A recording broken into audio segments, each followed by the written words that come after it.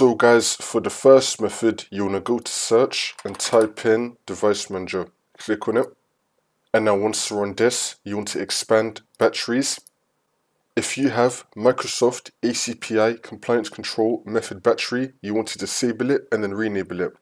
I don't have it on my computer, but on your computer, if you do have that, you want to right click on it and then click on disable and then click on yes. Once it's been disabled, you want to right click on it again and then click on enable. Once it's been enabled, see if that fixes your problem.